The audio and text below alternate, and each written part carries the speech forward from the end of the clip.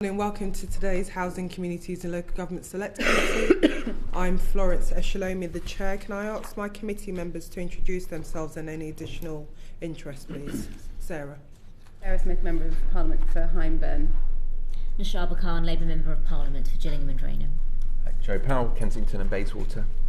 Lee Dillon, MP for Newbury. Lewis Cocking, Brownsbourne. Can I ask our guests to introduce themselves, please?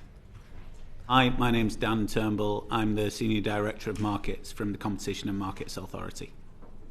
Hi, Anna Clarke, Director of Policy and Public Affairs at the Housing Forum. Morning, Tim Balcon, Chief Executive of CITB. Morning, Mark Reynolds. I'm Co-Chair of the Construction Leadership Council and Executive Chairman of MACE. Fantastic. Thank you for coming to the committee this morning. Today we're looking at construction and the one-off session on construction in the sector. You'll know that the government's really big ambition on building 1.5 million new homes during the course of this parliament. And during our course of the committee, we've had a number of concerns from people across the sector talking about the capacity within the sector. Just a question to kick off and to ask all of you, please. Is the government's ambition to build 1.5 million new homes by the end of this parliament achievable? Dan. Thank you, and thank you, Chair and Committee, for inviting me here to speak to you about this today. We completed our report into house building almost exactly 1 year ago. And based on the findings of that report, we very much welcome the commitment to build 1.5 million homes during this Parliament. In particular, I would say it's sensible of the government to issue that as a united figure of the entire Parliament rather than an annual figure because of the cyclicality that we see in the housing market. So much more sensible to target a longer period. In terms of the scale of the target, it's clear that this is unprecedented. So we haven't hit those numbers of buildings on an annual basis in the last 50 years. And the only times that we've ever hit those numbers, we've had very significant contribution from local authority building. So it's a huge challenge to the industry. What we found in our report is that there were two significant drags on the level of house building in this country that would have to be addressed for us to stand any chance of hitting those targets in the coming years. The first of those is clearly the planning system. So what we found is that in recent years, the number of planning consents being issued hasn't got anywhere near the number that would be required to hit those targets. So that needs to be increased as an absolute necessity if that's going to be achieved. So the key things that we saw in that system, first of all, we thought that there needs to be much more predictability of outcome for the firms involved in that. Second, the process needs to be quicker, less expensive, less complex. And third, local authorities need to have the right objectives and incentives in place to set those targets and hit them. The second area that we think is hugely important is the reliance on the speculative house building model in this country from the commercial builders and the incentives that they collectively have to build up to that level that is required. Now, it was clear to us that there would need to be a significant contribution from the non-speculative sector. So we're talking about affordable housing, custom and self-build, build to rent, which we see much more significantly in the sectors of many other countries in order to do that. And relying on those sectors is really important to counter some of that cyclicality that we see in the system. So when the commercials pull back, those sectors need to push in and achieve that. In terms of the capacity of the sector to deliver that, I think some of my colleagues on the panel will have more to say on that and particularly be much closer to the reality on the ground in the sector. But one thing that we would say is that in order to build that capacity, it's really important to have clarity and consistency in policy. So the builders know what the environment is that they're investing into years into the future, and that there aren't going to be U-turns or pulling back on any of these commitments, and that will be seen through to the end. So in summary, I think incredibly hard target to meet. Some of the things that have been announced are definitely steps in the right direction that we would recognise, but it really depends on seeing that through in a consistent and full way. Anna. Can we hit that 1.5 million? I think it'll be hard. I think anyone in the sector would acknowledge that that's a challenging and probably unlikely target to be met in those 5 years. But I'd echo what Dan says. It is enormously helpful to have a target, to have ambition, and to be pushing towards that. You know, the sector was delighted to hear that, and the fact that it was a kind of cross-party target of around that number was really helpful. And I think it isn't very likely that we'll hit it this 5 years, but if we're doing all the right things now, we might hit it in the subsequent 5 years, because there's a huge delay in housing between you doing the things and you seeing the benefits. It takes a long time to buy land, to get planning permission, to build the houses. There's a big backlog, and the government did come in at a very, very tough time for the housing sector when the construction costs had gone up by 50% in just 3 years, and land had been purchased before that, so people didn't factor that into their business plans, and then the housing market flatlined because of interest rates pushing up mortgage costs. So the financial climate is incredibly tough at the moment, and I would say that's probably the biggest barrier for our members that we see. So the Housing Forum represents members across the whole of the housing sector. So we have private sector house builders, you also have public sector councils, RPs and other kind of parts of the construction trade, all in they're kind of working in partnership together. So we see all parts of it, but they're all having the same issues with there just not being the financial viability to bring sites forward. So there's sites sitting empty, which causes people to be frustrated that there's not housing coming forward. So that's the biggest challenge right now, certainly. And so, that will be the one that needs fixing first before any other things. So all the things on planning are good things and will move things in the right direction, but they take time too. Tim, in terms of the construction sector, what challenges do you think the sector is going to face in delivering these 1.5 million new homes?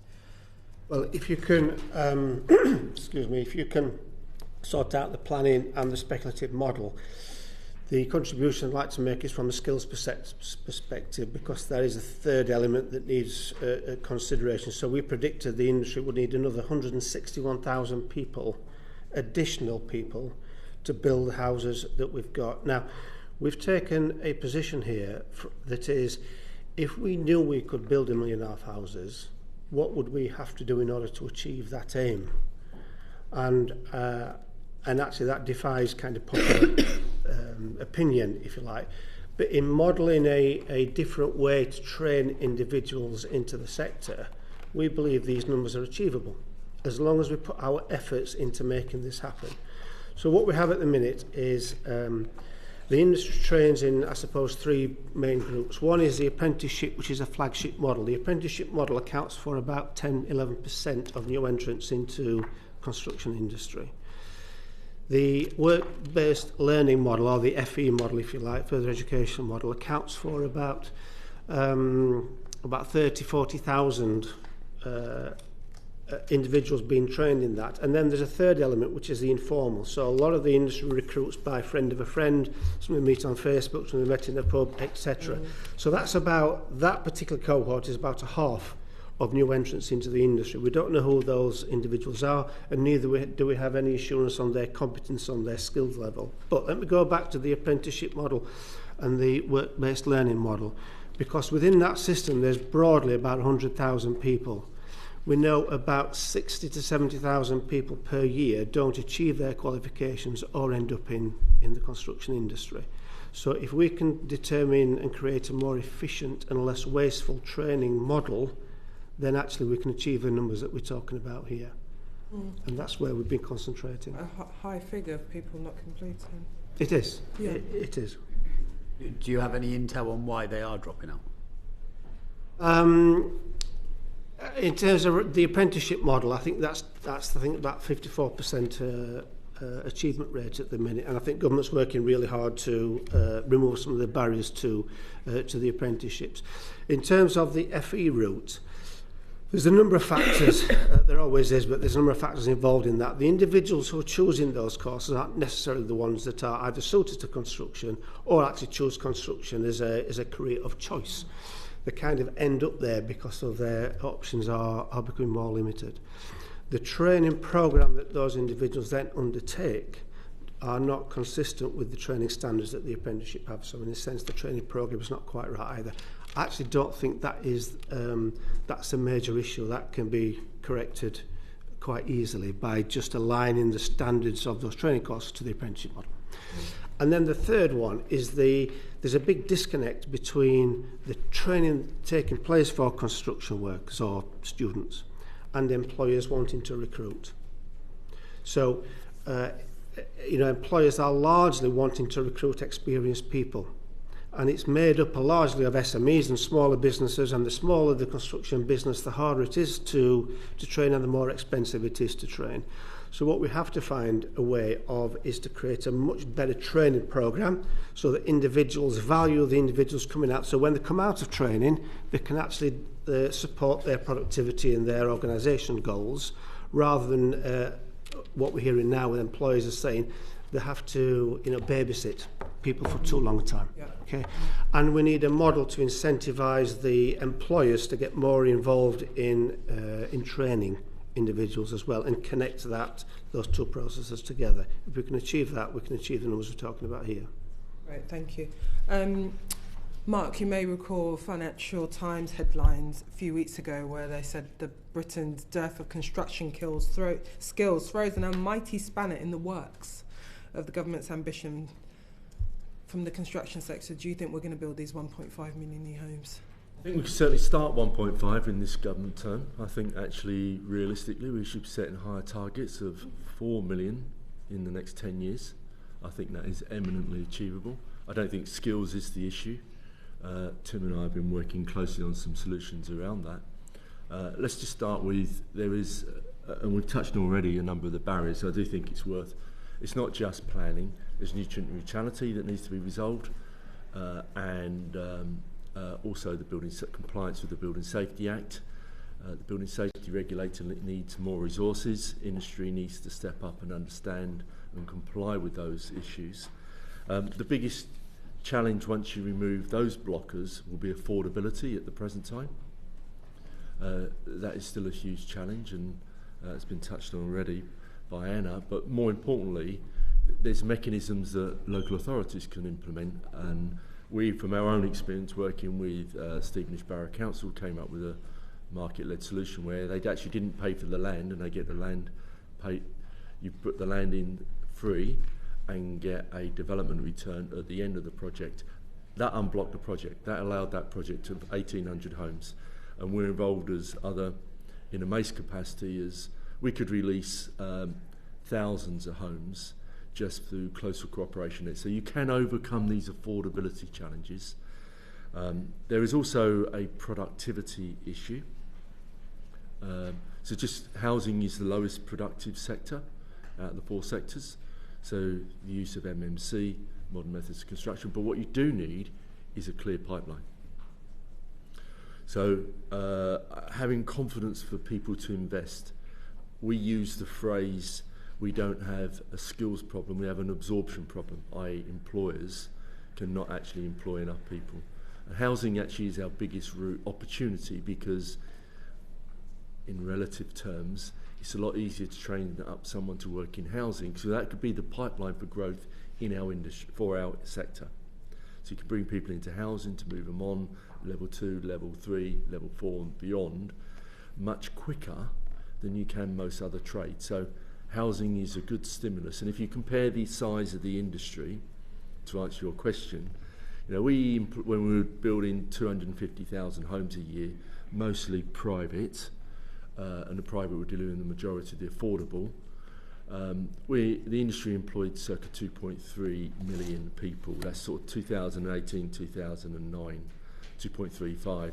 If you look at the industry today, we're employing around about 2.23 million people. It grew by 60,000 last year.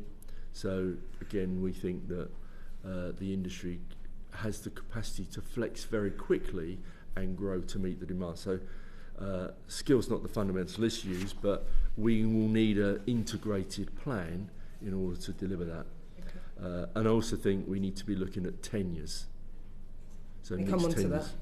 we're going to come into that. Yeah. Lewis, you wanted to come in? Yes, you've all mentioned planning as an issue.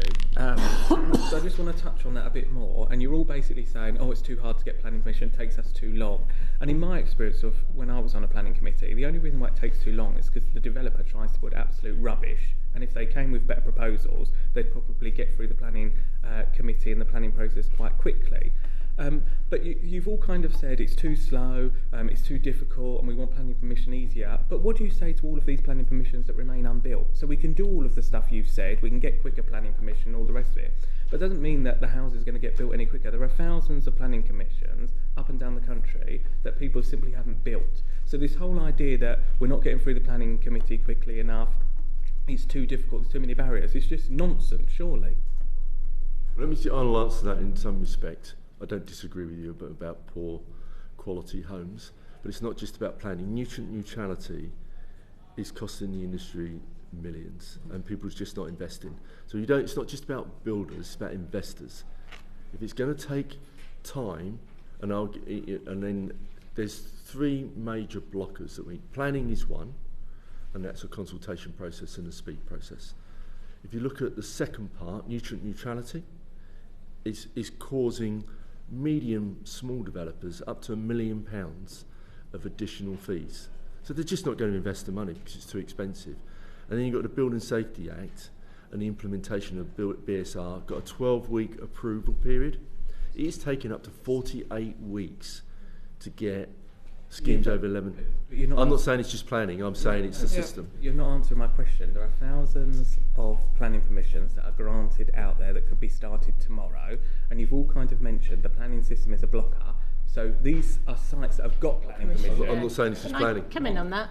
It's not just planning. It's not just planning. So once they've got planning, the main things that are holding them back, in my experience, is viability, that it does not make sense to build. They can't sell the houses for enough that will cover the construction costs. So that's completely holding a lot of them up. Some of them are held up because they need a Section 106 partner to take on the affordable units, and they can't find that partner because the Housing Association sector has pulled away from development because they're investing in their existing stock, and but their budgets don't add up either. So those are big barriers. Waiting for infrastructure to come onto the site is another barrier. And also, you need a certain amount of sites in a pipeline at any one time. If you've got a big site that you're building out over 10, 15 years, if all your housing's built that way, then you need 10 to 15 times as much land allocated for housing. You can't just build them all out first before you apply for any more planning permissions. So there's a certain amount of natural, you would expect there to be some sites going out, but the ones that are stuck, those are the main reasons. It's about infrastructure or viability. And I noticed the government's have a task force has looked at that lately, so hopefully that will come back with some more site-by-site reasons why some of them are not building out. But it's just a myth that there's a kind of ever-growing supply of land with planning permission that they just aren't bothering to build out on. There's no money to be made from house builders by not building houses. They only make money when they sell the houses at the end. I think everyone's waiting to see what the figures will be on the affordable homes programme. The Housing Association sector is waiting for that, and the hiatus and delay in the spending review has caused problems with that long-term planning. So just mindful of... Can I just give two examples? Yeah. There's two schemes, one in London, one in Leeds, 500 plus homes, taking over 48 weeks to get building safety regulator to approve those schemes. That has cost 48 weeks plus, and we are working with the regulator, so I have my facts on that one. And it's cost both of those. One is a residential social landlord, and the other one is a private developer. It's cost both of those £1.5 million. Now, those people who fund those schemes will walk away. So I'm not saying it's a single planning, it's the process that we need to look at. So planning will overcome one thing, then it'll be something else, And if you have and I'll use the scheme we have with the Borough Council, planning was delayed 2 years. In that 2 years, we had COVID and hyperinflation. It became unaffordable. Joe, quickly. Just quick specific follow-up question on the BSR, because we've heard this before in this committee about the delays. So what do you think would make the BSR more effective? We're working with the BSR. We've set up a task and finish group to try and improve the process. It's a new organisation. Yeah. So first of all, have sympathy with Philip and his team, because it's a new organisation. It's got a new computer system. It's got to go through new regulations, and the industry doesn't quite understand what it should be doing. So there is a learning process. Though. What we need to do is get the guidance through for the industry, and the industry needs to learn that guidance, and we need to help.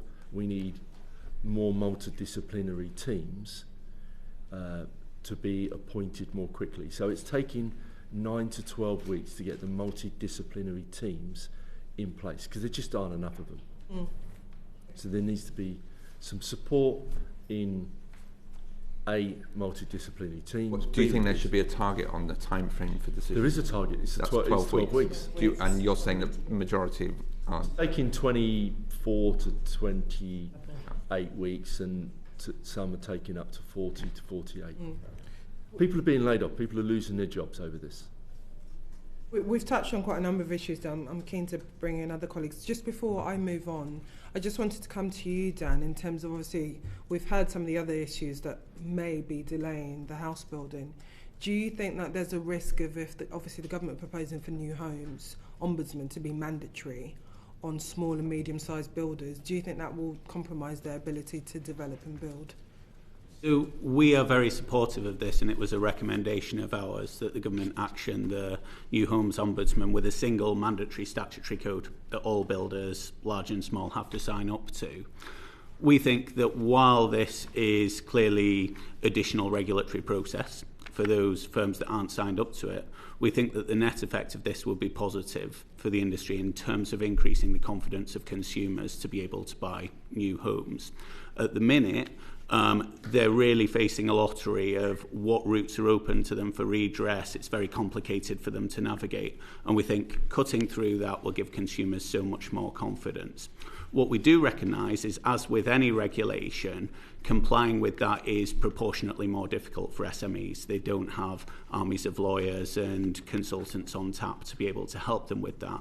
So we think it's really important that as that's being set up, proper consideration is being given to what will be the experience of SMEs engaging with that and making that as smooth and helpful for them to do it as possible. Thank you. Shaba, workforce and recruitment. Thank you. So a little bit of this has already been mentioned, but I suppose particularly to Tim, Mark and Anna, I just wanted to get a sense from you of what you think the main challenges are in attracting and retaining skilled professionals in the construction sector. I think Mark touched on this. It's the absorption. So we have the skills delivery, which is very inefficient. You know, it's training people that aren't either suited or going through the right process. And then there's a disconnect because FE colleges, the way that their system works, it's around qualification attainment. It's about focusing on the individual.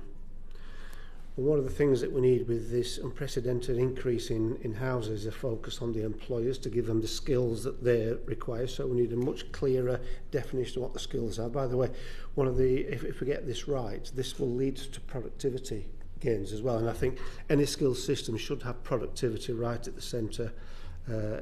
central of its thinking. But we set up, at CITB, we set up a new entrant support team a couple of years ago, and this was to meet one of the biggest challenges the industry had, which is getting new people into the industry. And we set up a team of people that just handheld most of the construction industries that we're talking about here, either SME or small business. We handheld them through the process. What we found is that they have the real appetite to want to recruit and train individuals, but they neither had the wherewithal to do it. The system was too difficult for them to engage with, or they were too busy, or it was too expensive. So the new entrant support team was specifically put in place to remove those barriers to the entry. That team has been unbelievably successful. So since its launch, we're approaching nearly 5,000 apprenticeship starts. And then the other figure to that, we know that at this point, although it's still relatively early days, there's a 92% retention rate for those apprentices as well. So it's incredibly successful. So if we get the right support to those individuals, we know we can get them engaged in training. Now, and I think that's the key to this, but what employers are saying is that when they looked to the training process very often is a day release. And actually it takes too long for those individuals to come on site and be productive. So this goes back to this babysitting kind of narrative that we're hearing from them. The more successful model is a block release model, so that individuals can go learn something. So when they come on site, they can go on site and actually do something. They can actually contribute to what the home builders are doing. Now, what we've done is taken the best of that model, and I say we. I'm particularly talking about NHBC, who have their own model, and we've taken the success we got from there. The Home Builders Federation are leading the Home Builders Sector Skills Plan, which involves a lot of the other sectors as well. So this is a very, very collaborative effort in terms of bringing our best thing together to make sure that that training process is right and we deliver people. Now, the key to the meeting the 1.5 million and the additional house building that we're talking about here is that we supply training for demand. We don't train more people that don't get into jobs. So when the jobs become available, we know where the demand is, so we can give the individual sight of a job offer rather than just a training program. And I think that will be more attractive to the individuals, and that means that the training process will be much sharper aligned to what employers will be using their skills for when they get on site. Can I add to, I mean, I think just to give you some, I'm not sure how much you know about the detail, but 70% of people go to full-time education don't get a job. So people go into construction, they do not get a job because the job's not offered to them. 50% of the apprenticeships do not complete their full qualification. Some do go into the industry unqualified, which goes back to competent productivity, but actually 50% do not complete their apprenticeship. So we have a massive leakage from training programs to actually full-time employment. We are the second best paid industry in the country, behind professional services and banking, so it's not as though it's a low-paid industry. The environments are pretty good. Diversity is not great, and ethnicity particularly needs work on. But I think this is an industry problem. The government, I chair a group called Construction Skills Delivery Group. We've put a number of interventions in place in terms of in terms of support packages. They're not well known, probably could be better communicated, but there are some very good support packages in place, and I think it's the role of industry to make sure that we've got employers to actually confidence to employ, train them up and have a system that works, which is effectively bring them through on a modular basis. So the Farmer Report, for example, made several good recommendations that we should take on board, but modularity of the training programs would give us greater flexibility, and things like boot camps are a great way of doing that. So just to unpick on those figures that you gave at the start, so 50% that don't complete and 70% that don't go on to get jobs, could you just unpick that a little bit for me and explain why you think that is the case? Because that's a very the 70% is because they're not work ready. So if I go full-time employment, full-time training, and then go for a job, then they're not deemed to be work ready or as attractive as someone who's done a block release or something, or day release, because they are work ready, they're used to getting to work, they've got confidence they're going to get up at 8 in the morning or be on site at 8 and leave at 5:30. So that attrition is much higher in the people coming out full-time. So there needs to be a closer bridge. We see the T levels from a managerial point of view working quite well because they go into the apprenticeships are more successful. I don't think they necessarily work quite so well for trades, but that's something we need to look at. But then it's really about where is the attrition during that programme. I become an apprentice, so it is pretty much an electrician, carpenter, plumbing. Of the 5,000 to 7,000 people who come into the industry every year, 3,500 leave, 3,000 leave. Because they can't get the jobs beyond. They either don't like the job or they don't get a full-time job beyond their apprenticeship because they're not trained up and work ready. So we've got to find a way of helping them through the process more quickly. So just so that I'm just clear then, what we're saying is it's not necessarily a pipeline issue. Okay. So colleges, construction course in colleges is one of the most popular courses. And, you know, we have 2 FE principals on our board, and they were saying they're oversubscribed on those individuals. And just on that, so I'm one of my local colleges, and they offer construction skills as part of their curriculum, but what they find is that they've got people who wish to be part of the course, but they don't necessarily have teachers who are able to deliver those courses, because even if they're, you know, from the construction industry, I just wondered if you had any reflections on that, if that's something that you've seen in other areas. Yeah, it's a key issue, and it's something that we focused on at this point in time. We know that some of the hard-to-fill vacancies in colleges are in construction, so this is an issue. So the average salary in construction trades is 45,000. I think the average salary of FE college is 32,000. So that's the kind of a starting point.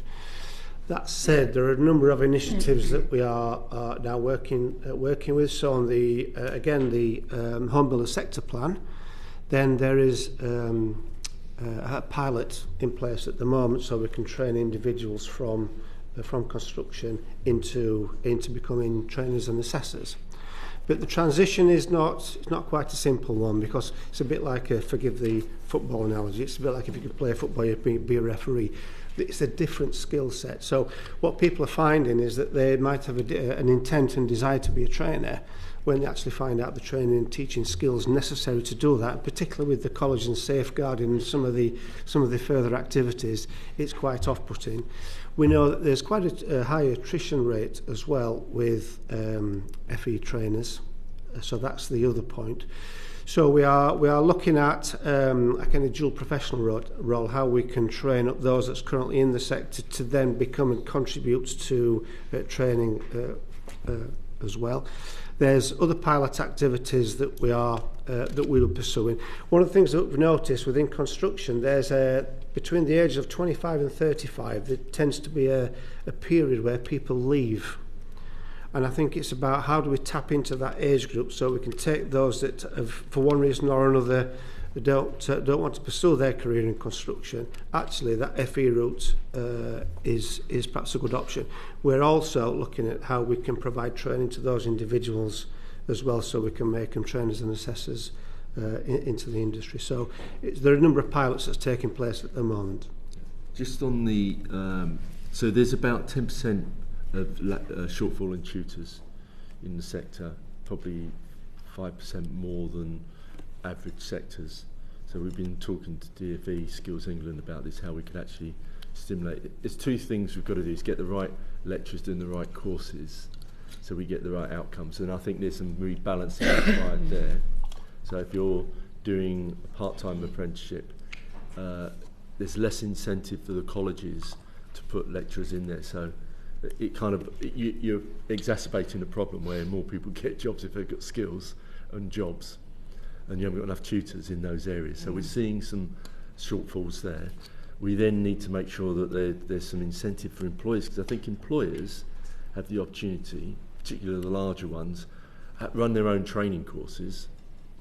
They have the opportunity to put some of their people into colleges. So there needs to be some, if we could find a way of putting a fiscal stimulus, like a R&D tax credit on those people, I'll just throw that one out there, on a college, you know, someone actually giving back in that area, it would give an employers an incentive, and goes back to how they demonstrate social value. A number of things that says you could take, I think there's a shortfall of about 4,500 lecturers we need in construction across the sector, across the whole country. Therefore, how can we get large employers to put forward a number of their people to help? So I think it's just this coalition between government and the sector, and the DfE Skills England and industry in order to solve that problem. Anna, did you have any reflections on that? Well, I think they've covered most of it, but I suppose I'd add that there's one of the difficulties that people have if they come out of college at the wrong time is the cyclical nature of the housing market. So if they come out at the wrong time, there aren't very many jobs for them. And, you know, we have seen firms losing staff and good qualified people leaving the sector, going off and finding other jobs, or if they've come from other countries, they go back home again. So there's a lot of attrition because of that cyclical nature. One thing that would help that is if the social housing sector was able to invest in a counter-cyclical fashion, as it has done in previous downturns, but it hasn't done in the recent one because it hasn't had the money. So it would help the whole sector to keep that capacity and retain that capacity, which we otherwise lose when the housing market goes up and down. Thank you. Just one final question for me, which is to what extent do you think the sector is reliant on overseas labour, and have you seen that change in recent years, and how is that trend moving? So, looking at some information just prior to this this committee, I think construction is 13th out of 16th in the usage of overseas workers. So it's actually quite low as a sector. I think it was, about something like 10.5% of workforce were from overseas, and I think that's dropped to about 9.6% now. So it has been dropping since COVID. What I would say to that one, if we can create a skills system across Great Britain, actually the reliance on overseas workers becomes less and less anyway, because we can get the indigenous workforce trained up, if you like. And I think if we can stop the wastage in the training system that we've got, I think there's a potential here to create enough people to be able to deliver what construction is looking for. That's our focus at this point. It is regional though, so if you look at London, it's around about it can be up to 48% foreign workforce. London particularly, it's polarised, 48% foreign workforce, and if you go to the regions more north, it's down to 10%. So I think there's a huge opportunity using the existing factories' facilities to, if we have a consistent demand, as Anna said, there's this way to balance demand of 300,000-400,000 homes a year, always being clear about being filled by local government, some form of stimulus in terms of land provision, etc. If we could make sure that is consistent, then you'll get people to invest in off-site manufacture facilities. They don't need to be huge. They can be small sub-assemblies. Again, in the we've looked at the various different categories. They don't need to be all modular. They can be sub-assemblies where you build parts of it, like many of the house builders have invested in their own relatively small factories. But what it means is you can bring people in, train them up. They are generally, got a much more stable environment. And it's about how do we create that confidence for people to invest and make it work. Because there have been some big failures as well. So LNG being a prime one, not the greatest, in terms of 150 million sunk into an off-site facility. That's fine. Thank you. I think moving on from workforce, just looking at skills and training. Yes. Sarah. Thank you. So I believe back in 2016 in the Farmer Review, they described the training model for the sector as quite dysfunctional. So I was just interested in your views as to how much, if, to any extent, things have improved in the 9 years since that was published, or if you'd say it was still a similar situation. Well, since that 2016 report, Mark Farmer's also just released his view on ITBs as well, and he's also looking for radical reform there. That's something that we saw 2 or 3 years ago, so we've been working on that radical reforms. And I think it's quite clear, if you lose 70% of people in the training system, you know that something's not right, don't you? So, but I have to say, I don't think I've ever been more excited than I am at the minute with the conversations that we're having with DFE colleagues in actually understanding the problem that we're trying to fix and some of the solutions that we need to be able to put in place. When house building, when the target first came for 1.5 million houses, and we started to look and say, can we achieve this? We absolutely needed a radical approach to deliver the workforce, which I've just explained. I think we can achieve that. But there's a lot in the current skills system that we can still use. If we just piece it together better and create different incentives and make sure that employers are much more joined up to the training system than we currently have, there's a lot that we can currently use to meet these solutions going forward. So the apprenticeships, no matter what we do with apprenticeships, and it's got its issues, it's still a flagship training programme for apprenticeships. So we don't want to tamper too much with that, because the industry always relied on apprenticeships. What we need is to take out some of the additional stuff that employers find difficult, and I think Maths and English is a good example of that. There's been some changes recently. That starts to remove the barriers for employers to get more involved in apprenticeships. If we get the workforce, what FE colleges call the diplomas, if we get that bit right, then actually some of the radical reforms that we can make ongoing. But as I say, the conversations that I'm having with DFE are really exciting at the moment, and I'm really quite pleased with where those are going. Just to add to, I also I led the skills work stream for 5 years before I became co-chair of the Construction Leadership Council. So if you look at there's the pipeline, which actually is quite a strong pipeline coming into the sector. That's not the issue. It's making sure that we can train people up. A fundamental shift that has happened since Mark first wrote that report was since Grenfell, we've implemented a competency-based programme. So under all of the various working groups, competency working groups, which is now, I think, 15, what was working group 2, which was trades, it's about 50 trades. The industry is now stepping up and starting to write those competency-based programs. So they cover skills, knowledge, experience, behaviours into the curriculum and being developed. So we're training people with the right things that the industry needs. So the programs are being developed by the industry for the industry, specific to their trades. So the Roofing Federation, National Federation of Roofers, have done their 13 core skills and developed that and got them signed up, and now they're being implemented. So there's a big movement there. What we now need to do is have a skills registration, so we know that people are competent. So there's a competency system. Again, we have a digitised competency card system. I think it's run by 37 different bodies. It's all digitised now. So when you go on site and you've got a CSCS card under a CSCS banner, you know when you go into the digitised entry system that the person is skilled and competent, so you can track that. So a lot's going on, but there's still a lot to do. Can I just add to something Mark said? I think the activity that the industry is doing, there's over 600 people involved in determining those competency frameworks across most of the construction industry. I think that's a very, very impressive industry collaboration to be able to achieve those. The real value of those, if we can turn those into something you mentioned earlier, Mark, which is more modular qualifications. So what we do now in construction, people tend to move between areas of construction, and having the one determination of competence would be really pretty valuable, actually. I think it's pretty essential.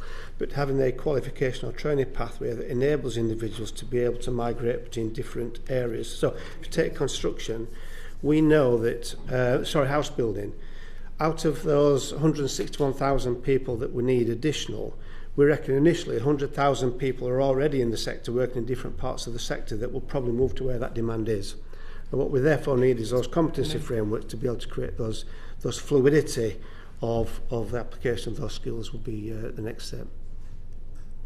Thank you. And obviously there's been significant kind of differentiation and underspend, if you like, between what the sector's been putting into the apprenticeship levy and what's been able to be invested into apprenticeships. Would you like to speak further about reforms that might be needed to the funding to also support the changes that you're talking about within the system? And secondly, on the funding question, you know, your understanding of the need for colleges as well around capital funding to make sure they've got the right equipment and sites to be able to meet the needs of what your sector requires. So if I take the second question first, if I can, in terms of capital, I think colleges are wholly reliant on a lot of the manufacturers who do step up and contribute and gift FE colleges with bricks, plaster, insulation, and I think there needs to be a shout out to the manufacturers that do that. Construction training is perhaps one of the most expensive courses for colleges to run, and I think without that kind of contribution, they wouldn't take place. So in addition to the apprenticeship funding, CITB also offer what we call an achievement grant as well. So that could be anything up to nearly £9,000 for employers who take an individual, and it's to support them with the labour costs, with their wage costs, and actually it's more about understanding that they have to contribute to their learning, therefore productivity might dip whilst they are doing that one. And where would I start with this? I wouldn't start with the funding. I think we can rework the funding. I think we can have a process of follow the money. I think that would be quite illuminating. The real issue is that the vast majority of constructions are SME and smaller businesses, and their ability to be able to engage with an apprenticeship is too difficult. They find the whole process far too difficult. And I think if we can make it much simpler, which is what we've tried to do with the new entrant support team, and that's having an effect, actually the funding becomes a secondary issue. One of the things that we're hearing is the smaller organisations saying they'd love to take an apprentice, but I just don't know how. The money is a secondary issue after that.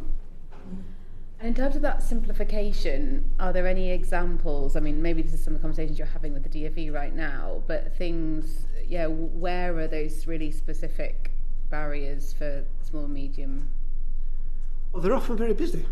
So, particularly after COVID, where I think the construction industry just exploded in terms of work demand, what we found is that the grants that we give in CITB moved away from granting qualifications to short courses because employers were saying we're just too busy to send our people on long-term courses. Now, don't forget that the construction industry's visibility of workload is on the next project. Yeah. And in particular for a smaller business, they can't see beyond the next project. And it means their ability to invest in a 3-year apprenticeship programme becomes more difficult, it becomes more risky. So it's de-risking that long-term investment for them, which has had one of the biggest impacts on smaller businesses. So, anyone else want to come in on that? Yeah, if you take an SME, it's all about confidence to employ, to see people through their apprenticeship. So again, having the apprenticeship, we had I forget what it's called now, but it was basically a programme where a broker looked after an apprenticeship. So we had a flexi apprentice scheme, that was what it's called, where a brokerage owned those apprentices and then put them in. And then there's a cultural thing where people want to, well, that's not, I don't employ them then. So I think we've got to overcome that barrier. It was a good programme. It's been relatively successful compared to other industries, but it's not working that well. But what I would say is that we also need to think how we use the levy to help apprentices. So when they're being asked to travel long distances, they don't get any benefit for that. So I think use of the apprentice levy to help the apprentice, particularly when they're being asked to travel long distance away from home. And the other one that we see, yet another leakage in the system, which is beyond apprentice, is the 2-year rule, taxation rule.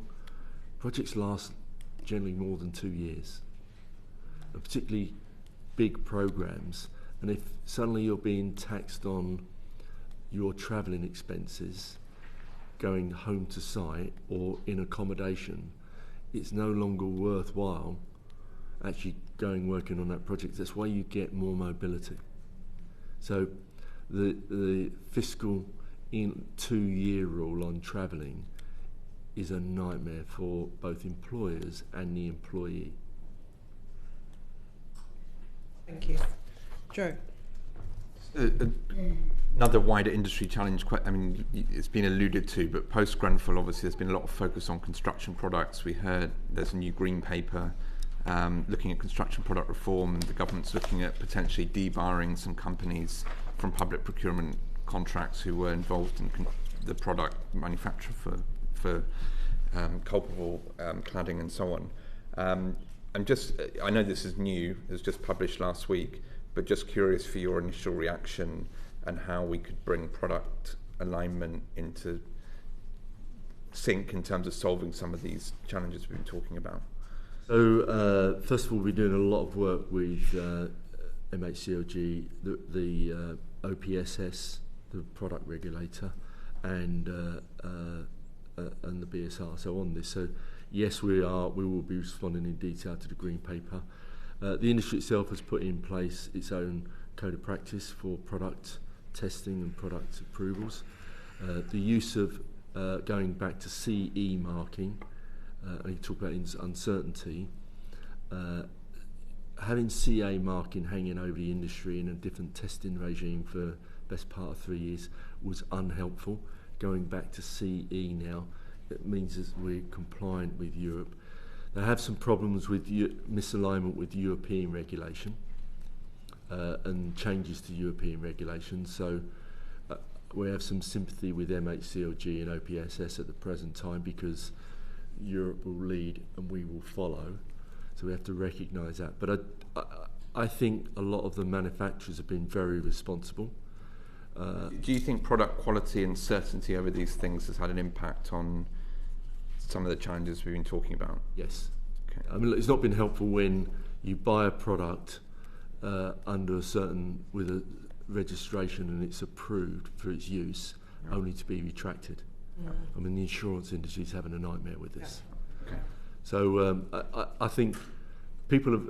I wouldn't say ban people who are part of the problem, because unless most of them have changed, every one or two who perhaps haven't, but generally the manufacturing side of the industry has stepped up. Yeah, obviously that process is anyway.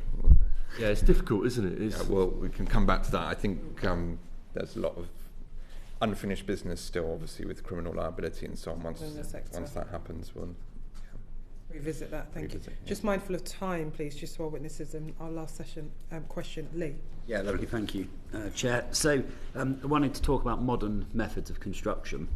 And so what are the barriers to the use of that? But also, to save time, I'm going to put all three of my questions to you. And then, so in particular, if there are barriers, what can the government do to remove those? What proportion of the 1.5 million should be utilised in modern methods of construction? And then finally, what role does modern methods of construction have in diversifying our tenure offer within that 1.5 million? I'm happy to start with Anna. Yeah. Can I kick off? Yeah. I've just come out of a meeting yesterday looking at council's use of MMC and what the barriers were, and to be fair, it was a pretty negative view that they had. Almost all of the councils around the table, as with council development people, had tried it and weren't going to do it again.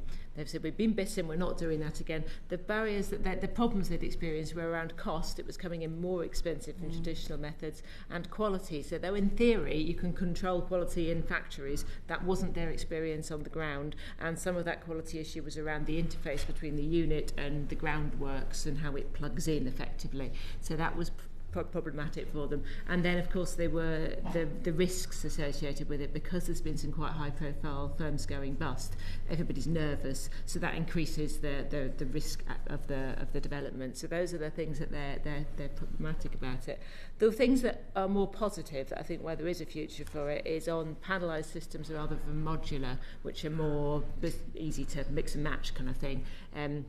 And niche unit uses, so modular systems for meanwhile uses for homeless people, those kind of things that are using, or sometimes on sites that are particularly challenging in terms of access. So you can put a modular unit on there, but you couldn't get a construction team on site to develop it without enormous impact on the residents that live nearby. And then possibly more use, not really within this 5 years, but looking longer term when the new towns programmes are rolling out. If you're building at scale and you're building a large amount of houses that are quite similar, and you're prepared to be reasonably flexible about them not being bespoke too much, and they can have a common pattern, that way there's a better way forward then. So that might be the larger scale future for it, rather than those niche uses. Anything different to that at all? So standardisation is really important. So the key things is standardisation and consistency of volume. So I'll give you, a part of the industry which is very successful is curtain walling. Curtain walling. So it's a system. It comes along as panelised, not necessarily for dwelling, single-use homes, but high-rise apartments. They have a factory. A factory has 10 lines. 10 lines has a capacity. They have to fill that factory 24/7 in order to be productive and efficient. If the volume goes up and down, and this is what's happening with the volume, it is that you have unutilized people. So you've got to have consistency of volume. So we need to create a program where we've got consistency of volume, no different to any manufacturing. Yeah.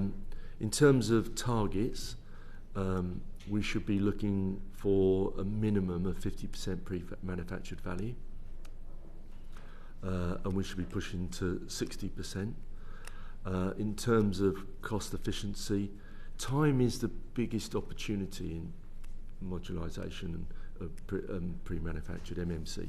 So whether it's a roof, roof trusses to roof systems to walling systems, if they can be made off-site in a standardised way and brought in quicker, then it will succeed. But there's a lot of factories out there, and if we can create those incentives through the smaller, and this is a great opportunity for SMEs to actually utilise what they've got and be adaptable. I think there's some big opportunities, but it is about, you've got to give someone a guaranteed workload for a guaranteed period. So if you say you've got a 5-year contract to develop 5,000 panels and deliver, X units around this part of the country over this period, then it will work. Yeah. We're doing it with the prisons programme, MOJ. We ourselves, as Mace, have build high-rise buildings. We can build 1 floor a week as a structure and frame and envelope, and then fit it out relatively traditionally with bathroom pods and utility cupboards. That takes 9 months off a 500-unit dwelling. And that then brings down the price. So the cost, so the cost of the product is higher per unit in terms of the physical cost, but the overall cost is about the same because you don't have the ongoing preliminary organisation costs of running that project. Borrow the money for so long. Sure. Money's going into the product rather than going into the process. Thank you very much. I'm just mindful of time, the second panel joining us, but thank you very much for coming before the committee this morning. I think this is a conversation that's definitely going to continue. Thank you. Just switch over. Thank you.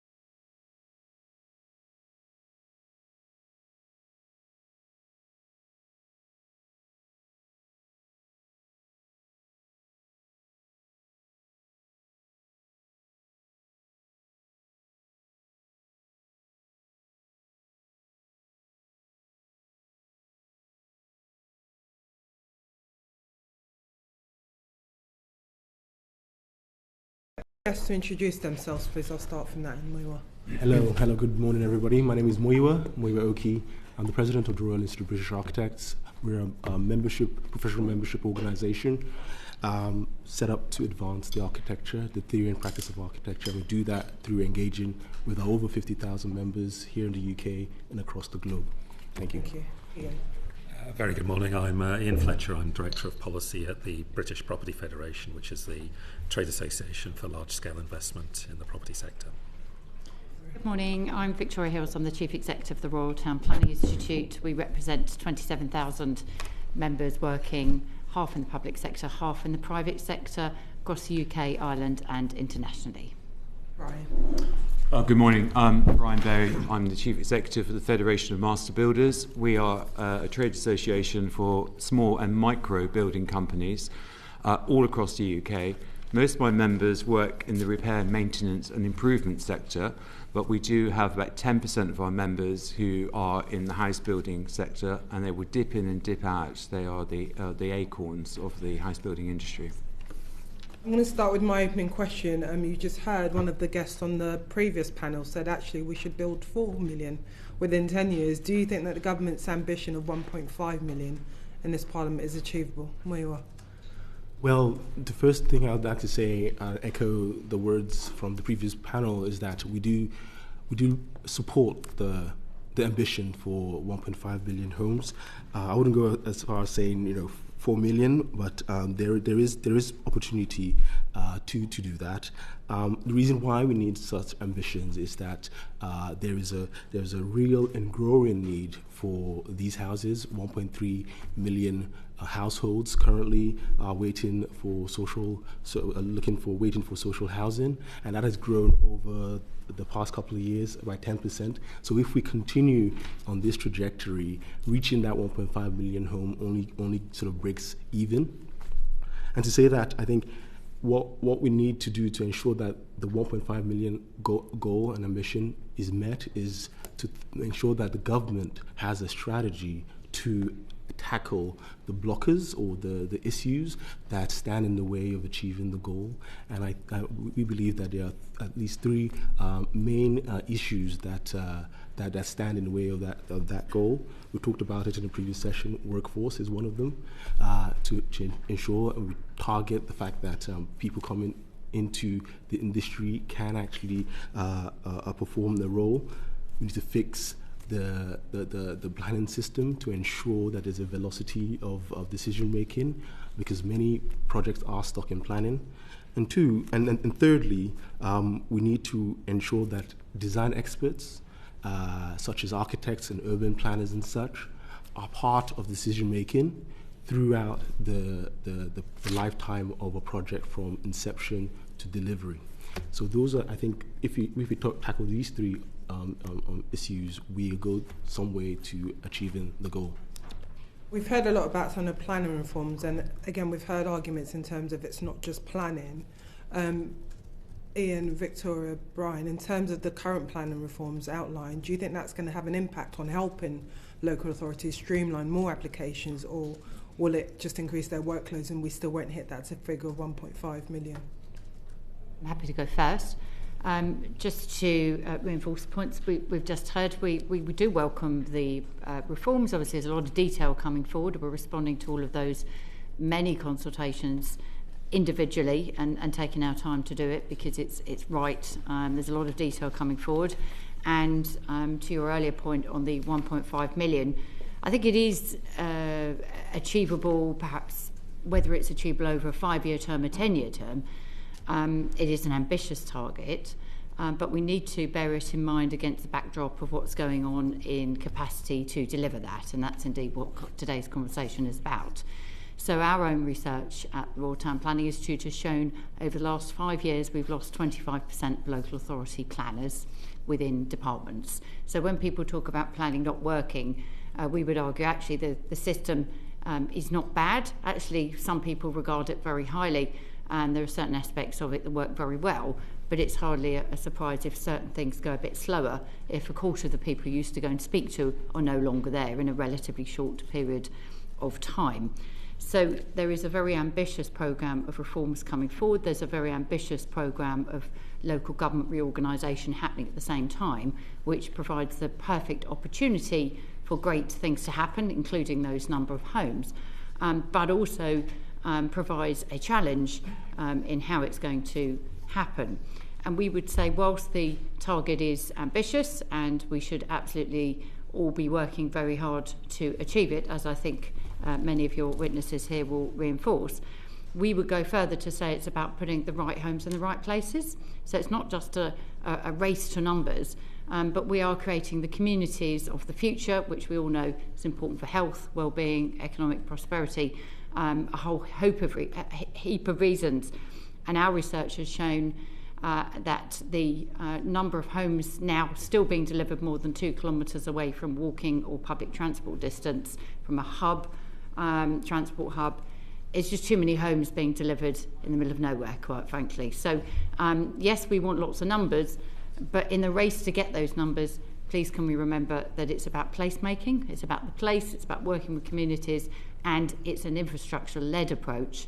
And I was just visiting local authorities last week, and they tell me they have literally dozens and dozens of permitted schemes ready to go. And yes, we've heard about viability, but actually they say there's a far bigger challenge in town, and that's infrastructure. Yep. So it's about road capacity, it's about rail capacity, and it's about forward funding infrastructure.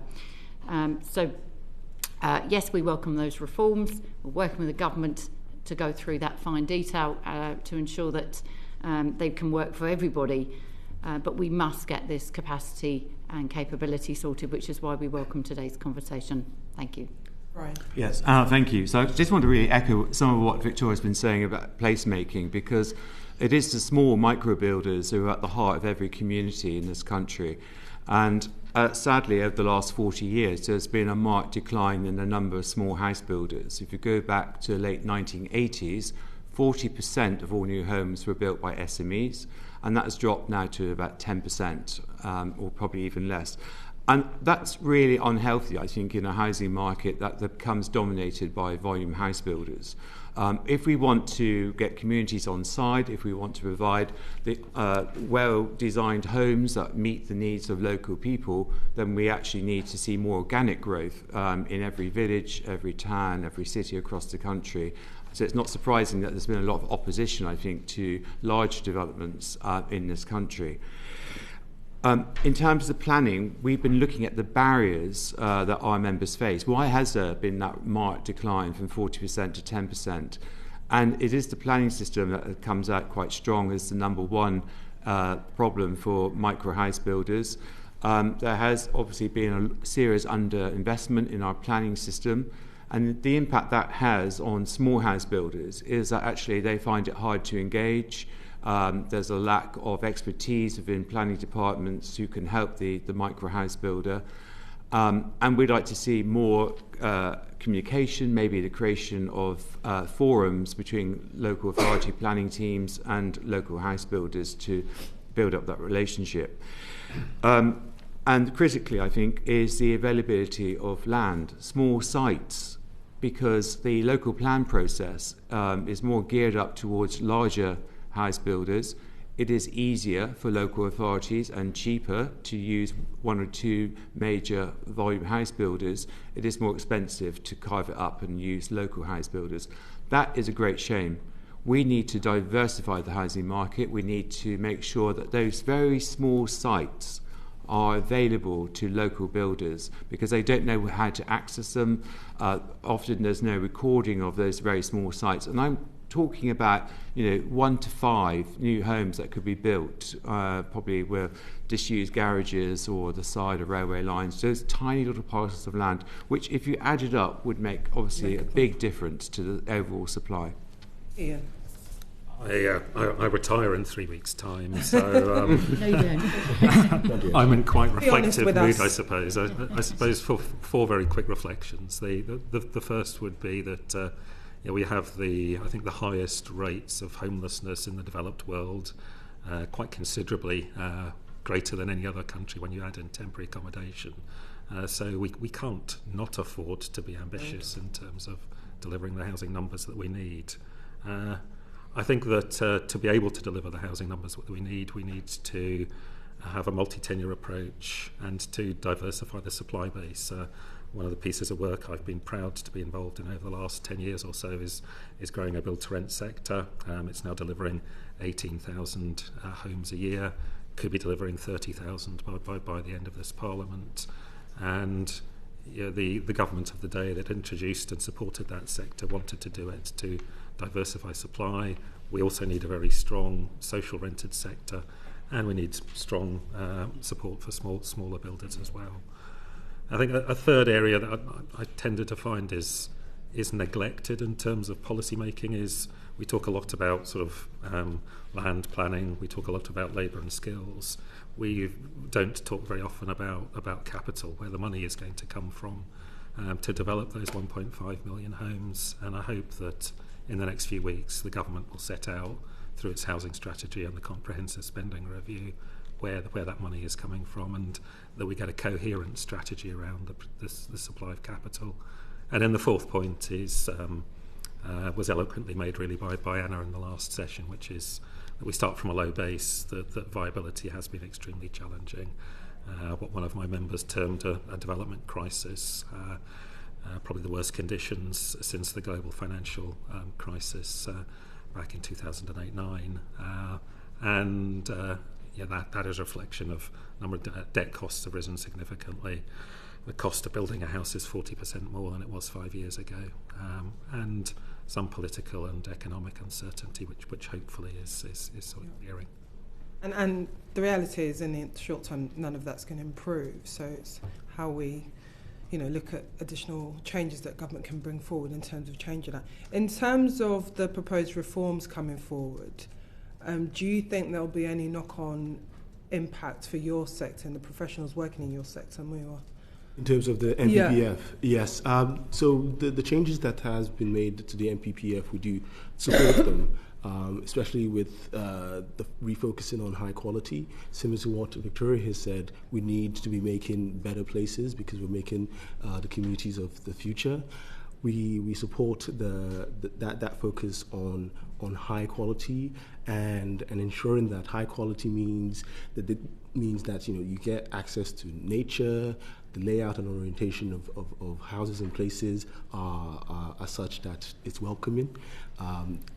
Access to infrastructure as well is something that contributes to high quality. We also support the fact that the focus on brownfield sites and the designation of grey belt land. But I would like to just make sure that the conversation on that is about building up our urban environments first, and then thinking about brownfield sites, and then thinking about grey belt land, because as you know, London, for example, is one of our densest cities, and the next dense city in England is about 15 times less.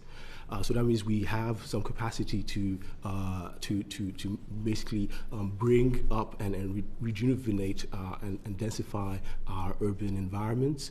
And again, if you think about it in a global context, cities like New York are double the sort of densification in comparison to our densest city in London. So I think we do support the changes. And we would like to see first and foremost addressing our urban sites and densifying them. We're going to move on quickly. Sarah? Yes, I think this probably is mainly for Victoria and Muyiwa, but I hope I've said that correctly, apologies. How concerned are you about the removal of some of the level 7 apprenticeships from the scope of the levy funding? And what do you think the impact of that might be? And what can the government do to support the training development of professionals in both sort of planning and architectural professions? Thank you for the question. The short answer, how concerned, is it's our number one top issue for this year, actually, and I'll set out why. It's been a hugely successful journey we've been on in developing the Level 7 apprenticeship. We launched it back in 2019. We've now got best part of 800 apprentices going through the system, of which nearly about 150, 160 are now chartered professionals. So these may not seem like huge numbers, but against the 300 ambition of government, you get the picture. These are, they're important numbers.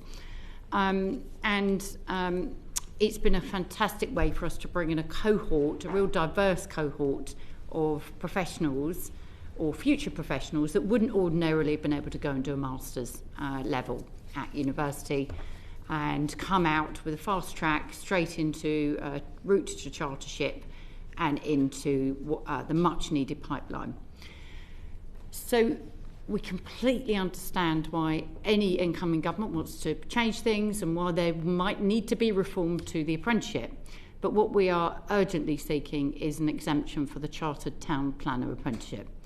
It would seem rather strange to effectively turn off the oxygen on a pipeline of planners coming into local government and the private sector at exactly the moment in time that the government is reforming planning, also reforming local government, bringing back strategic planning, and has huge ambitions for growth.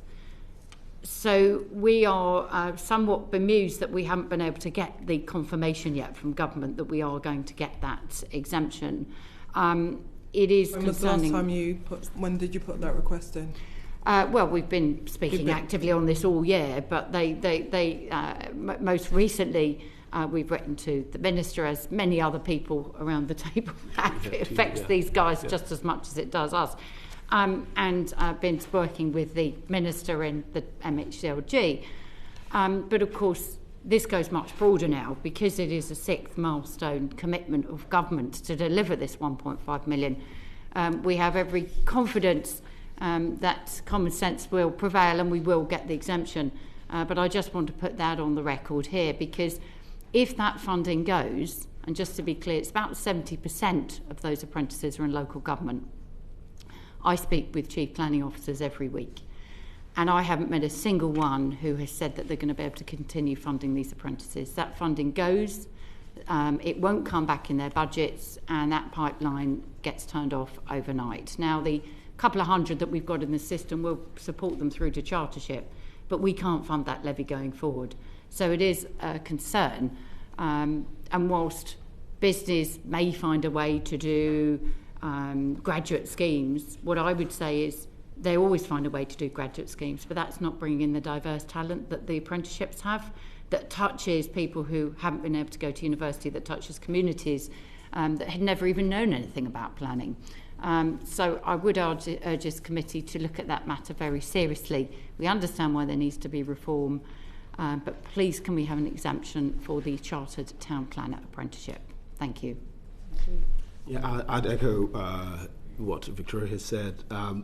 Level 7, as you know, Level 7 apprenticeships is equivalent to masters, and as architecture profession, we are one of the highly skilled sort of professions in construction industry. We are one of the ones that are regulated by our independent regulator, the Architecture Registration Board, and in the new reformation of attaining skills to be an architect, they've said that the Level 7 apprenticeship is the gateway into the profession. So we are quite the fact that the Level 7 apprenticeships is going to be taken away is quite disappointing, to say the least. And we, similar to what Victoria said, we think that it will prejudice some cohort of architectural practitioners and will make the profession less inclusive. The Skills England has also said that, architecture and design, urban planning skills are necessary to achieve this 1.5 million homes, and taking away this funding means that some apprentices will discontinue, and some of them will move to different locations. In fact, one of our members said that he will seek education somewhere else, perhaps the US, because they have access to scholarship, which is not readily available here in the UK. Also, private and public sector architectural practices will not sort of take on the role of taking in apprenticeships. And even cascading further, folks who are on the Level 6 apprenticeships, they won't see a pipeline to get into the profession. So we do urge rethinking the defunding of the Level 7 apprenticeship, because we need to ensure that there's a consistent pipeline of architects through the system. Thank you. Thank you. This is perhaps a question for Brian and Ian Ward, just to get your reflections on a couple of things. What are the main challenges in attracting and retaining skilled professionals to work in the construction sector? And are there any specific roles within construction which are being particularly impacted by labour shortages? And I suppose a follow-up to that would be, what does the government need to do in order to support that? What would be your asks? Yeah, so we know that there's been a skills crisis in the building industry for a long time, and we do track the shortages of trades amongst our members, and our Q4 survey from last year revealed that carpenters were in short supply. 37% of our members said carpenters, 28% report on bricklayers, and 21% on plasterers. So there are shortages of all the key trades, and that's been happening for many years now, and it has come down because activity has slowed in terms of house building, but it's still there. So we're struggling to find competent tradespeople to work in the building industry. We were hearing earlier about there are lots of people wanting to come into the building industry, but maybe, and this is what my members are saying, actually, some of those young people are not really fit for purpose in terms of actually taking on the work and working on the building industry. And there's probably an issue there at the colleges. Are they actually putting the right people on the courses? And that comes down to the image of the building industry, because sadly, too few people think it's a worthwhile career. I think it's still stigmatised as mud and boots, and we need to be better at promoting construction as part of the built environment. It's about making a difference, changing the environment in which people live. So we need to demonstrate that it's if you become a builder, you can become an architect, you can become a planner, a designer, a retrofit coordinator. There are all sorts of opportunities in the built environment sector. So the other concern, I think, is the ageing workforce. We've got 23% of the workforce is age 55 plus. A third of that workforce is due to retire the next 10 to 15 years. So it's about trying to hold on to that talent, especially if we're going to build 1.5 million homes. We're going to need a lot more workers in our sector. So it's about then how do we encourage SMEs, who are primarily the ones training the future tradespeople in the building industry, to take on more apprentices, because that's a key challenge. Certainly improve incentives to take on an apprentice would be very helpful, as would certainty of workload, and a more stable economy in terms of building more homes would certainly help. So it's a big picture, and obviously the Creation of Skills England, hopefully that will have that sort of helicopter view looking down about what needs to be done. But I think it's a joint work between the industry and government, looking at future needs and then putting a process in place. The other thing I would stress is the Federation of Master Builders has for a long time campaigned for licensing of construction companies. Anyone can call themselves a builder.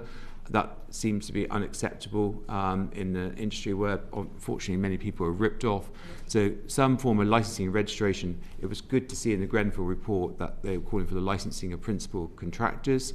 There will be a private members' bill later this month calling for the licensing of domestic building companies. I think that the likes of Tim and the construction industry training are doing an excellent job. If you look back 10 years ago, I got sort of members into a room and asked them what they thought about paying the construction industry levy. I would have got a lot of negative responses. I don't hear those voices anymore, and I think that's probably a reflection of both the quality of work that the CITV is doing, but also the necessity in terms of trying to find more people to come into the sector, and some good initiatives that CITV are involved in terms of trying to granularly look at the sort of college route and apprenticeship route, etc. Got some statistics here. For every 10,000 homes that we needed to build, we'd need an extra 2,500 bricklayers, an extra 2,500 plant operatives, an extra 1,000 carpenters, an extra 400 plasterers, and so on and so forth. So it is a significant challenge, not just to get to where we are now, but to get to that next level in terms of delivering those skilled people. The other huge challenge, because my members are sort of one step back, and the other huge challenge that they face is just across the public sector, a lack of personnel. It's one of the great pities, I think, of my career is that we don't sort of value public service as much as perhaps we did. So that's epitomised not only by the shortages in terms of planners, but also in terms of shortages within the myriad of different statutory consultees, the building safety regulator, even land registry at the moment is far behind because of the pandemic and in registering property. So there are a number of huge challenges that hopefully the government will resolve in the comprehensive spending review as to some of those sort of pinch points in public sector employees. Thank you. Moving on, Lee. Yeah, thank you. So I just wanted to talk about build out rates, if I may. So last year the CMA said that the amount of land held in house builders' land banks is above the level we would see in a well-functioning market. And so I wondered if you experienced that yourself and the impact of that on build out rates. And then just to follow up, is to what extent will the government's reforms in planning improve build-out rates as well? We'll leave it at those two. We've done a lot of work on this. It is, I think, one of the strengths of an investment sector that is investing in rental accommodation, that you can deliver a large development far quicker because those rental accommodation is not affected by sales absorption rates, and therefore it's something that eloquently was set out by Sir Oliver Letwin in his review and carried forward with the CMA's market study. The estimate is that where you've got sort of a mixture of different tenures, you're delivering 3 times at least as quickly as if you had those sorts of sales absorption rates, and we see that in various portfolios that our members own. In terms of support, there was some support through the National Planning Policy Framework. It emphasises that local authorities should consider on larger sites delivering a multi-tenure approach. I would like to see government go further and flesh that out more. Perhaps in a national development management policy, we will have the opportunity of those during the summer. I think certainly on large sites, then comes down to what you define as large sites. I think Sir Oliver went for sort of 1,500. Yeah. I'd perhaps be looking more at sort of 500 plus, that would, I think, accelerate that delivery on those larger sites significantly.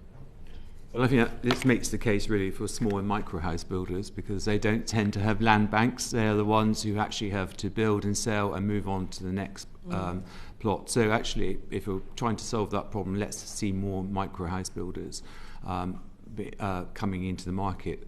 And that's probably, looking at the NPPF, sticking to the 10% allocation for small sites is disappointing, because we would like to have seen a larger percentage, so there were more small sites for small micro house builders to build on. So that needs looking at. Thank you. Just add very quickly, some of the reforms about strategic planning we welcome, because often, as I said, infrastructure is the problem. So if you take a strategic approach to delivery, then you can cut through some of these challenges and actually deliver quicker. I support the point on the Letwin review. Those recommendations, I think, still stand, and it would be really good to see something done with those. And also on build out, yes, I support the points on mixed tenure.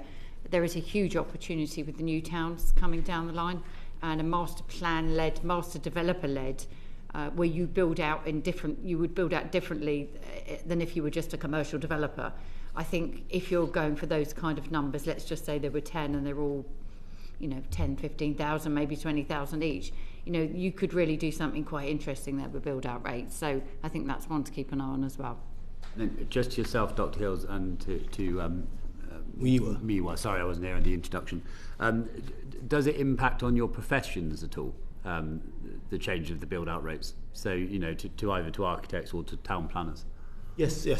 So the build-out rates are sort of going in the negative direction, and that's has to do with planning as well, in terms of for sites over 1,000 homes, it takes almost 5 years to get planning approval. Research that we've done says that our architectural practice is 57% of them. But this is after planning's received. This is build out rates. Okay. Yeah. So this is what. Yeah. Yes, more. I can come onto that if I may. After planning, one of the things that impacts build-out rates is without getting too technical, the discharge of conditions. Yeah. And we've already heard evidence about, I think, nutrient neutrality was mentioned first, biodiversity net gain. What we've seen time and time again is every time there's a new initiative, not necessarily from the planning department, but from other departments, it can be layered onto the planning system. Now, we're not against that. You can keep growing and growing the requirements, but you need to ensure that they are resourced. You need to ensure that any burdens that are placed on the planning system come with some sort of way to implement them. So some of those build-out rates, most devastatingly recently, have been impacted by nutrient neutrality in particular. Yeah. Well, you're talking, not far off 200,000 homes sat there waiting to be built. Now, it's great that there is a solution that has come forward. Some may say it's 2 or 3 years too late. Some of those schemes, joking apart, some of those schemes may no longer be viable. So they have been lost and may come back in a different way. But let's hope some of them can come forward. So I think build-out rates is very complicated. Yes, it's resourcing. Yes, it's reform. But some of it relates to the post-consent. Because I always say getting the consent, you're just at base camp. Halfway, yeah. The discharge of conditions, that's where the real fun starts. And that is the discharge of conditions, which usually relates to regulation. So we're not anti-regulation, but it just needs to come in with the appropriate burdens funding and resourcing to help make it happen. Fair point. Thank you. Thanks, Chair. Yes, my question's kind of been answered in many different ways, so I'll probably piggyback onto the back of Lee. But some of the time it takes to get through the planning system and to discharge some of those conditions is because developers don't play ball. I've been on a planning committee, I've sat with loads of developers looking at design and all of the rest of it, and you tell them this is what we want. If it's infrastructure first, it's easy to sell. If it's nice, if it's got a nice design, nice wisteria, nice decorations and all the rest of it, residents are more open to it. But some developers just listen with deaf ears and come back and it looks utter terrible what they're trying to get through the planning system, and then all we hear is, the planning system's too difficult, we can't get our plan through, we can't do this. But they need to come to the table and do their bit as well. So if you could just make some comments about that part of the process, because it is a two people process. It's not just the discharge of conditions and the planning consent. Developers have to do their bit as well. One of the things that we are asking for that I think will really help is for Chief Planning Officers to be made a statutory role within the Planning and Infrastructure Bill. And the reason why we think that's important is it starts to put the balance of power back with the community. If you've got a chief planner working with the planning committee and the community, very clear about what they want, it's much easier up front to get some of those difficult conversations going so that they don't end up in the planning committee. Yes. We have far too much of that playing out in planning committees, and then off it goes to the inspectorate, and it might come out many months later.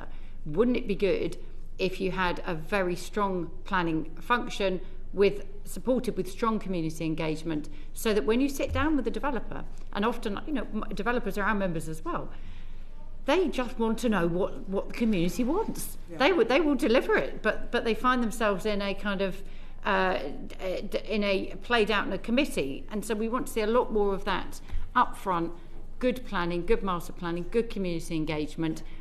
If you have a statutory chief planner in place, they will ensure that they have a resource team to get this stuff done with proper community engagement. It just starts to change the dynamic so that you don't have a volatile debate about, a developer coming forward and saying, this is it, take it or leave it, because you've actually had a lot more engagement up front. And I think if we can move back to a plan-led approach with much more an engaged process, it would not only lead to better outcomes for the community, it could save many weeks, months, if not years, quite frankly.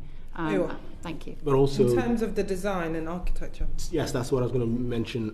In terms of the design and architecture, this is why engagement with architects and design professionals are necessary at the early stage of a project, and those skills within planning system to ensure that when we're talking about design, we're not talking cross purposes, and it's not just a facade treatment. It's about the layout. It's about nutrient neutrality and biodiversity net gains. So we need to engage with the design professions, both on the developer side and as well as in planning authorities, to ensure that there is no impasse and we can get the decisions made as quickly and swiftly as possible. Yeah, I think Victoria was talking about communication, and that's absolutely key. I think if we had improved communication between local authorities and particularly small builders who find the process quite onerous in many ways, we could have those discussions and create developer forums that would be really helpful, I think, to unpack some of the problems that you've identified. Ian, any last words? Two things. I think firstly, I wouldn't defend any bad developers, and yes, certainly there will be developers out there that need to raise their game.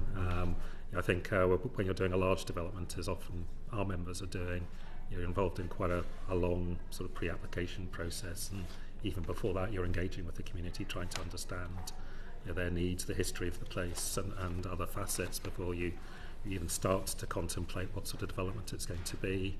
And then the second thing is just that one of the lessons from Build to Rent over the last sort of 10, 12 years is that you're trying to do something new, you start with absolutely nothing. There's nothing in any local plans about Build to Rent, and it's such a slow process to then get that incorporated into the local plan process. So at this moment in time, there's only probably about 20 local planning authorities across the country that have a specific Build to Rent policy, and that can be supportive or not supportive, but at least if you've got that policy, you know as a developer where you stand, and it's a very slow system in terms of sort of adapting to those sorts of evolutions. Thank you very much. Thank you to our guests for coming this morning. I think this is a conversation that will continue as we explore how the government's going to respond to this challenge and build these 1.5 million new homes. Order, order.